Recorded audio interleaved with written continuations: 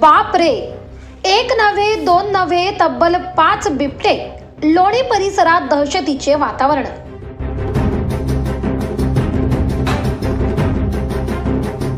लोणी प्रवरा. लोणीत बिबट्याच्या हल्ल्यात मुलाचा मृत्यू.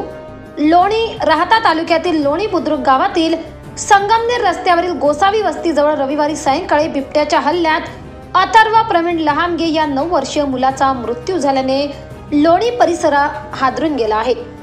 प्रवरा रुग्णालयासमोरील रहिवासी भागात काही मुलं सायंकाळी पतंग उडवित होते. सायंकाळी 6 वाजण्याच्या सुमारास अथर्व याचा पतंग तुटून तो शेजारच्या शेतात जाऊन पडला. तो आणण्यासाठी अथर्व गेला असता मकाच्या शेतात दबा धरून बसलेल्या बिबट्याने त्याच्यावर हल्ला करून मकाच्या शेतात ओढून नेले. अंधार पडला तरी अथर्व घरी आला नाही, म्हणून घरच्यांनी त्याचा शोध सुरू केला.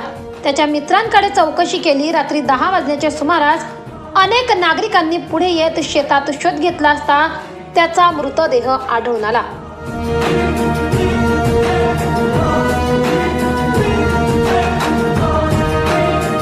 बिबट्याच्या हल्ल्याने त्याचे संपूर्ण शरीर रक्ताने माखून गेले होते. या घटनेने लोणी परिसर हादरून गेला आहे. सरकारला माणसांपेक्षा बिबटे महत्त्वाचे असल्याने लोकभावना तीव्र झाल्या आहेत. ही घटना ताजी असतानाच काल रात्रीच्या सुमारास एक नव्हे दोन नव्हे तर तब्बल 5 बिबट्यांनी दर्शन दिल्याने परिसरातील नागरिकांचा जीव धोक्यात आला आहे.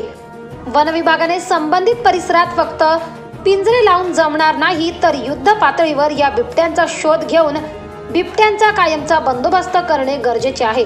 अशा प्रकारच्या भावना नागरिकांमधून येत आहेत.